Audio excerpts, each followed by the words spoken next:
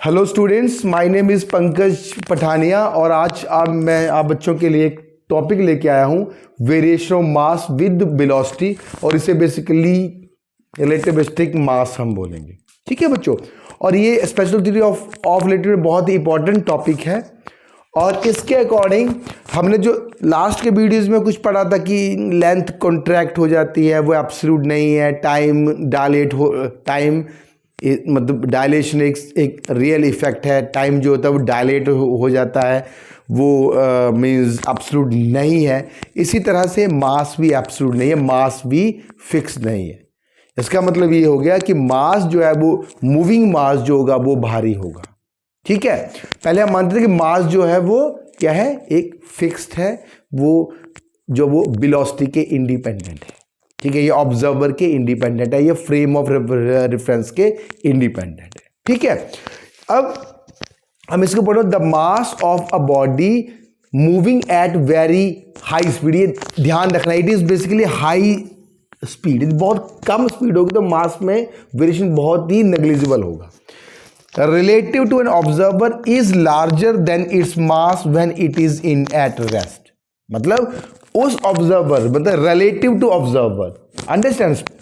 ठीक है, जब वो मूव करेगा बी सी के कंपेरेटिवली तो उसका मास जो होगा वो इंक्रीज होगा by the factor 1/1 minus b square by c squared. M is equal to m not 1 minus b square by c squared. M not क्या है यहाँ पे, रेस्ट मास है। वेलोसिटी क्या है, ये दो फ्रेम के बीच की मतलब रिलेटिव वेलोसिटी है। एक चाहे आप उस मास की वो उसको फ्रेम मान लो, तो दोनों के बीच मास और जो रेस्ट में कोई ऑब्जर्वर है उसके बीच की वेलोसिटी v है। ठीक है, तो यहां पे हम बात करते हैं कि यहां पे एस फ्रेम है और एक एस डैश फ्रेम है। ठीक है, एस डैश फ्रेम जो है वो रिलेटिव वेलोसिटी v के साथ मूव कर रही है एस डैश में, अंडरस्टैंड। अब हम क्या करेंगे, हम जब law of conservation of momentum की हेल्प से हम जो है वो इस वाले रिलेशन को प्रूव करेंगे। ठीक है, अब यहां पे हम बात करें एस डैश और एस फ्रेम है, ये दो मास m1 और m2 हैं। ये दोनों क्या है, आइडेंटिकल है, ये बिल्कुल ध्यान रखना है। ठीक है, और ये कांस्टेंट वेलोसिटी के साथ मूव कर रही है इस वाले फ्रेम रेस्ट वाले को। यहां पे एक ऑब्जर्वर यहां पे है और एक ऑब्जर्वर यहां पे बैठा हो, इसको हम फ्रेम ऑफ रेफरेंस भी बोलते हैं। ठीक है, अब हमने क्या किया, यहां पे law of conservation of moment हमने क्या कर दिया, मास m1 ये एस डैश फ्रेम में, ये एस डैश फ्रेम के अंदर ये इवेंट हो रहा है। इवेंट क्या है, दो पार्टिकल का कोलिजन। सपोज करो आप रेस्ट पे हैं, आप जो देख रहे हैं तो रेस्ट पे मैं मूव कर रहा हूं विद वेलोसिटी, आपके और मेरे जो रिलेटिव वेलोसिटी वो v है, तो c के कंपेरेबल है। तो दोनों मास ये मेरे फ्रेम में आ रहे हैं, तो इनका कोलिजन सेम है दोनों बच्चों।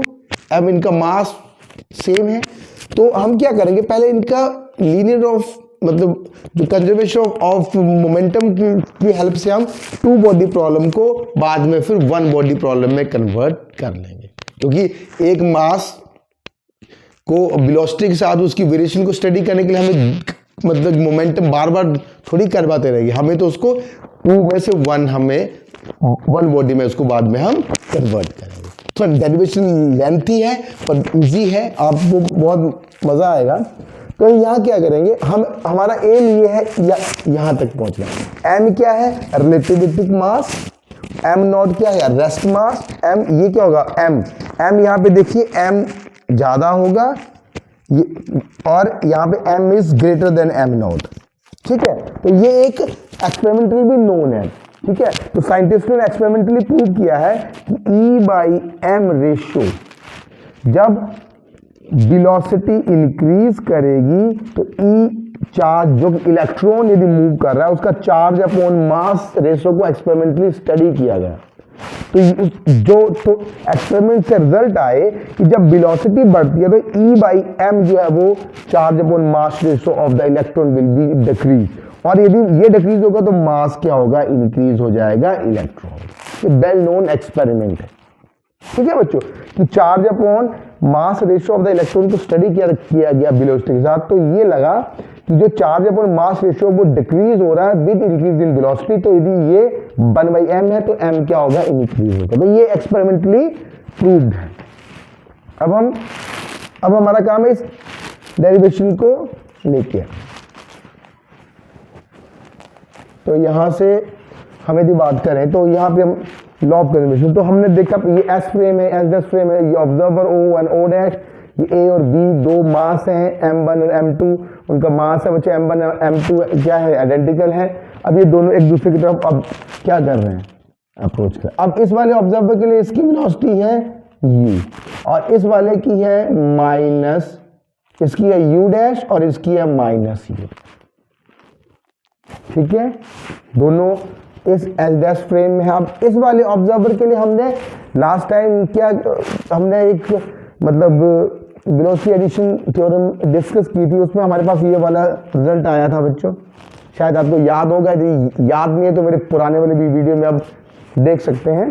तो u is equal to u dash plus v1 plus u dash v upon c square, ठीक है। तो अब ये क्या है, velocity measure by the rest frame observer और u डैश है measure by the S dash frame, दोनों को कनेक्ट किया है यहाँ, ठीक है। तो यहाँ पे अब ध्यान से देखिए, तो पहले हम अब इस वाले ये u1 और ये जो मेजर करेगा, ये वाला जो मेजर करेगा वो करेगा इसकी velocity u1 and u2। u1 इस वाले की मेजर करेगा u1 and this is u2। u1 u2 मतलब ये जो रेस्ट वाला ऑब्जर्वर है उसने वेलोसिटी मेजर की बॉडी A और B की रेस्पेक्टिवली u1 एंड u2। तो यहां से हम इक्वेशन यहाँ पे स्टार इस इक्वेशन को लिख लेते हैं।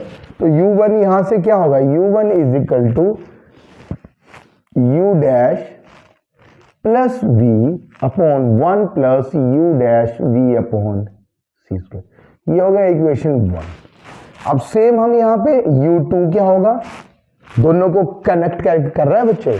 u2 क्या होगा, जो इसने इस वाले सेकंड वाले ऑब्जर्वर के लिए that is minus u dash, क्योंकि अपोजिट डायरेक्शन में यहाँ पे आ रहा है, plus v1 minus u dash b by c square.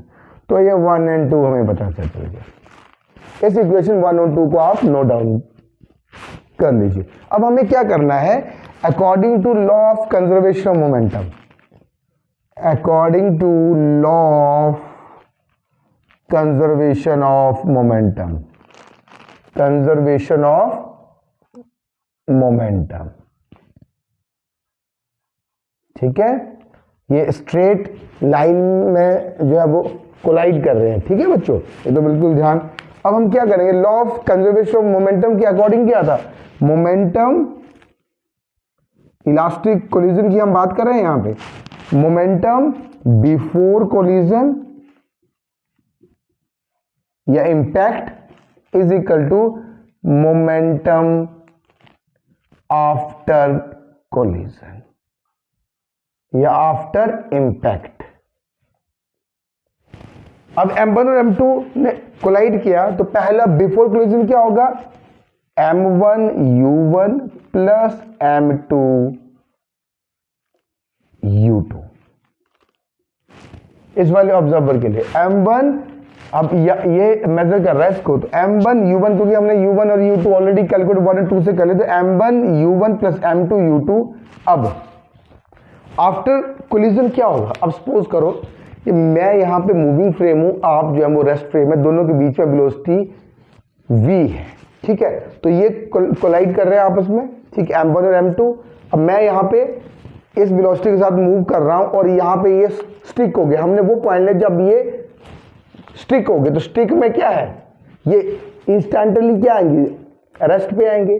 तो अब मेरी और आपके की बीच की वेलोसिटी v है, तो ये मेरे लिए क्या आ गए, उस पर्टिकुलर पॉइंट पे मैं क्या हो गया, रेस्ट पे आ गया। तो अब ये किस वेलोसिटी के साथ मूव कर रहे हैं, जिस वेलोसिटी के साथ मैं मूव कर रहा हूँ वो कितनी है, v, मेरे और आपके with respect to velocity v है। तो हमने पॉइंट ऑफ इंपैक्ट जो टाइम है, एक पर्टिकुलर इंस्टेंट पे जब वो रेस्ट पे आए थे, तब क्या होगा, m1 प्लस M2, तब वेलोसिटी क्या होगी, v होगी। वो वाला टाइम जब एक कोलिजन के दौरान जब टच करता तो एक पर्टिकुलर पॉइंट पे रेस्ट पे आएंगे, फिर क्या होगा, वापिस आएंगे। हमने वो वाला पॉइंट जब दोनों इंपैक्ट करके यहाँ पे रेस्ट पे आए, तो ये मेरे लिए फिर क्या हो जाएगी, रेस्ट हो जाएंगे। तो मेरी और आपके बीच की वेलोसिटी v है, तो इसकी और आपके बीच की वेलोसिटी भी कितनी होगी, v होगी। तो हमने यहाँ पे v पुट कर लिया। अब हमने यहाँ पे इक्वेशन 1 और 2 की वैल्यू को यहाँ पे पुट कर दिया, इक्वेशन 1 और 2। तो m1 u1 कितना है, u dash plus v upon 1 plus u dash v upon c square, ठीक है बच्चों।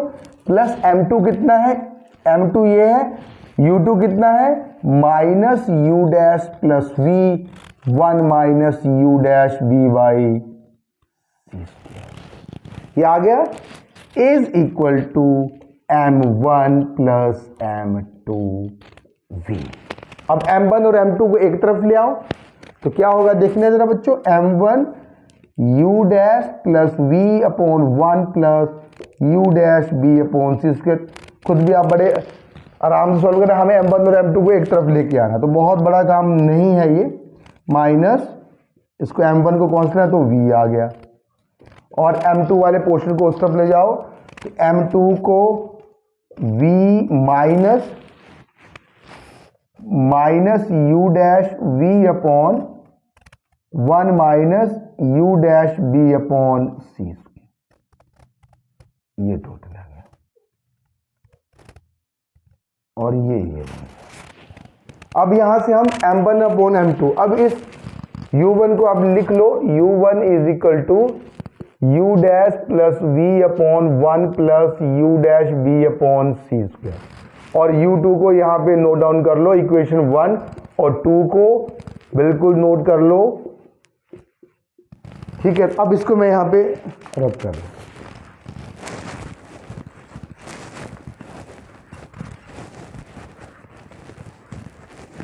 अब यहां पे हमें अब m1 और m2 को एक तरफ ले आओ।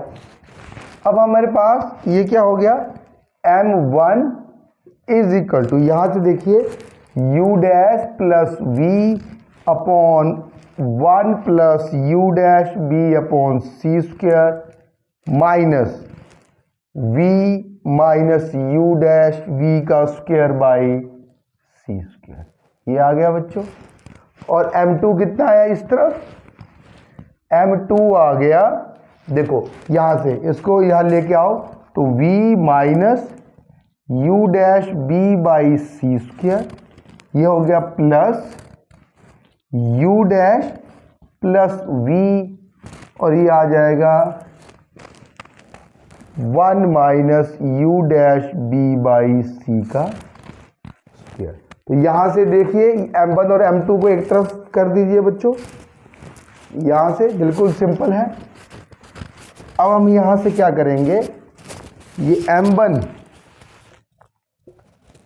और m2 को एक तरफ लेके चले जाएंगे, तो इसमें आप देखिए ये v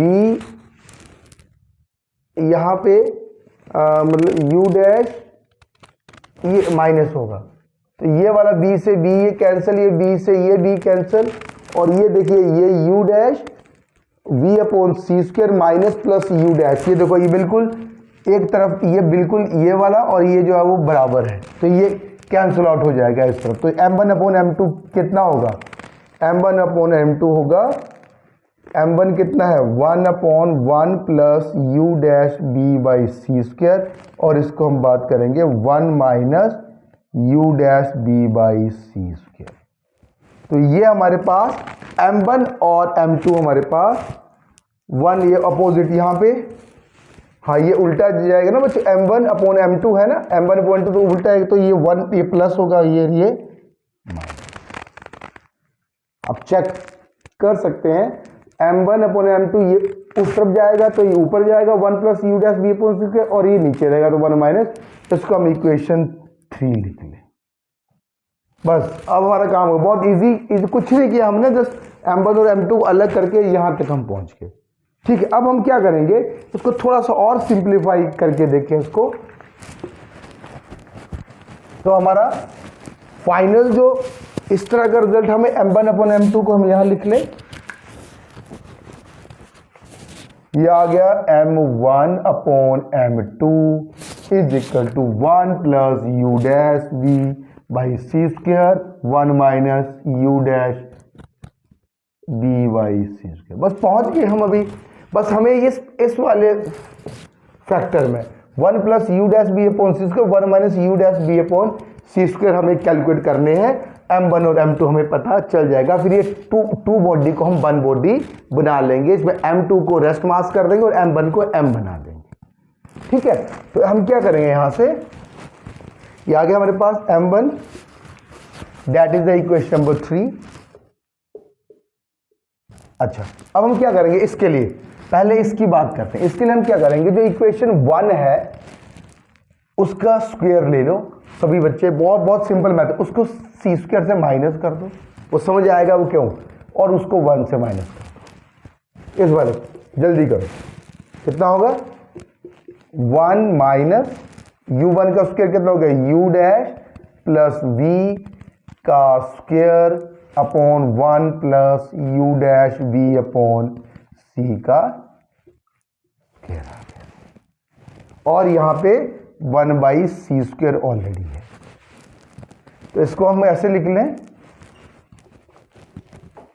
1 minus 1 by c square.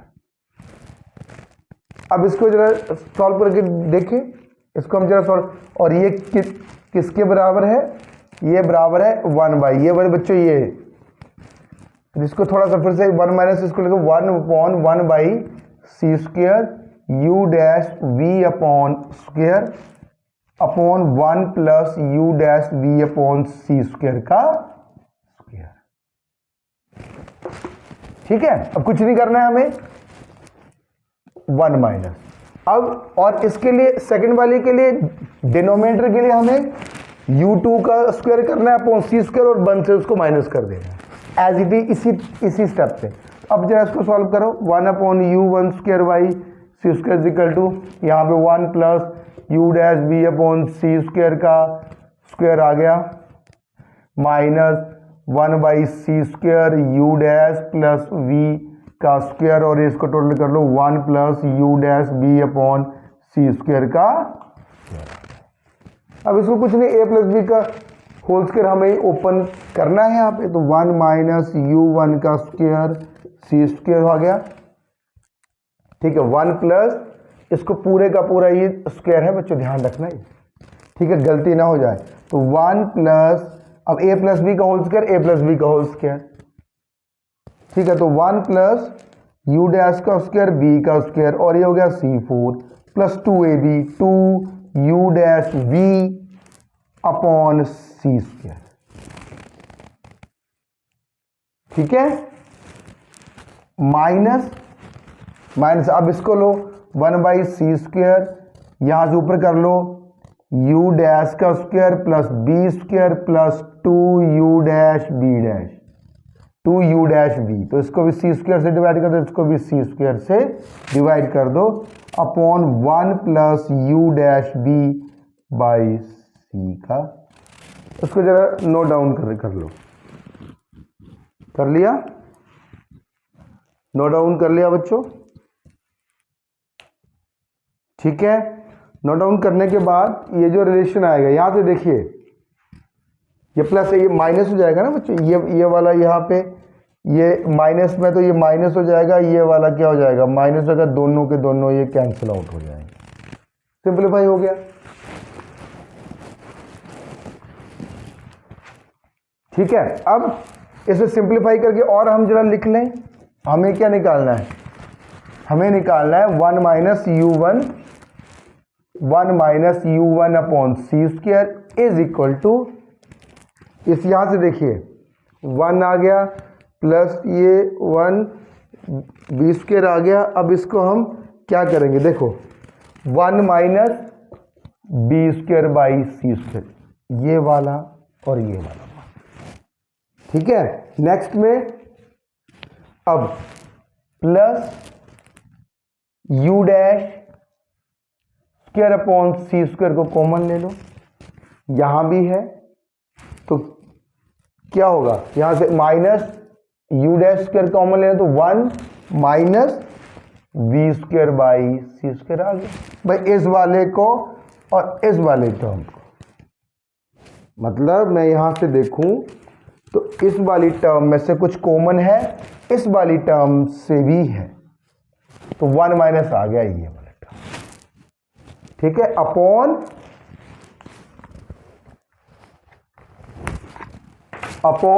यहां से देखिए, तो यहां से कॉमन आ गया, तो इसको कैसे लिख सकते हैं, 1 by b square by c square 1 minus u dash square upon c square, upon ये हो गया upon 1 plus u dash b by c square.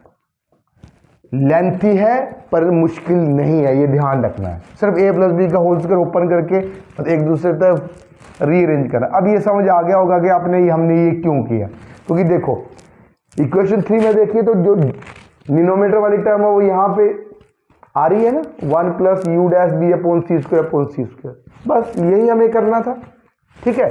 अब यहां से 1 minus u one square is equal to 1 minus b square upon c square 1 minus u dash का square c square. इसी तरह से हम जो इसका डिनोमिनेटर है उसके लिए हम 1 माइनस यू टू का स्क्वायर सी का स्क्वायर ऐसे कर देंगे, u2 लिया, इक्वेशन 2 से उसका स्क्वायर कर दिया, सी स्क्वायर से डिवाइड कर दिया, 1 से माइनस कर, तो वो आएगा same position 1 upon b square upon c square 1 minus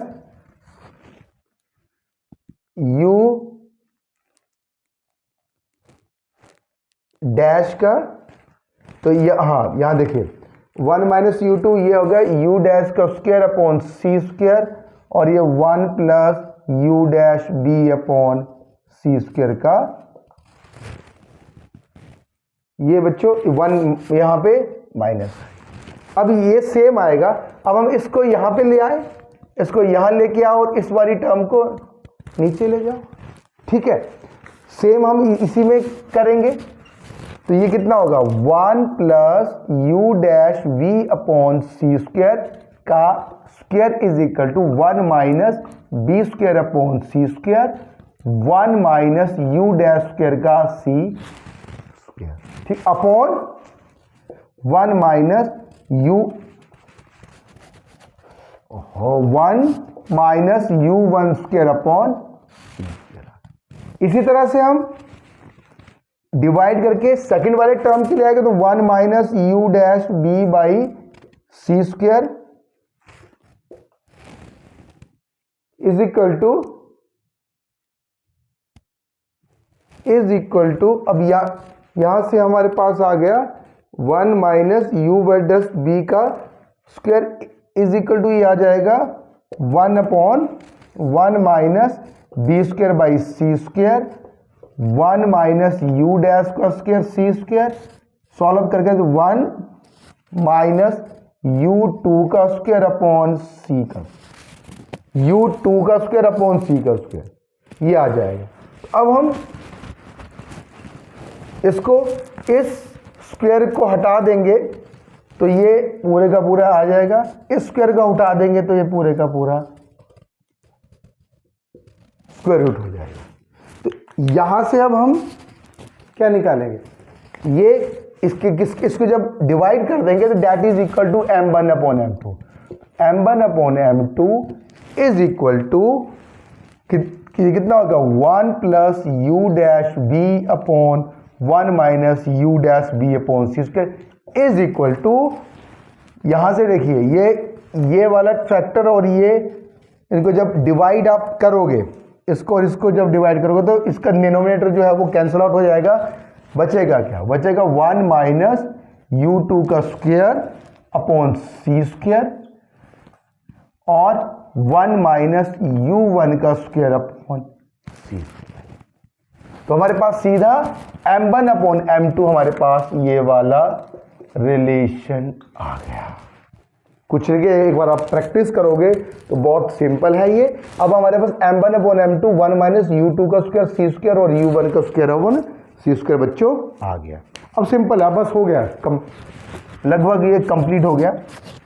अब हम क्या करेंगे, इस 2 बॉडी प्रॉब्लम को 1 बॉडी प्रॉब्लम बना देंगे। अब हमने क्या किया कि B is at rest, B is at rest, suppose B is, let B is at rest, m2 कितना हो गया m0 हो गया। अब हम क्या करेंगे कि हम ऐसे कर रहे थे ना, अभी बोले कि ये रेस्ट पे है, ये ऐसे मूव कर रहा है, मैं चल रहा हूँ, तो ये रेस्ट पे, तो ये हो गया m0 और m1 को हम नोटेशन ले लेंगे m, और u2 कितना हो गया, 0 हो गया, रेस्ट पे relative to this observer o, और u1 को हम v ले लेंगे नोटेशन।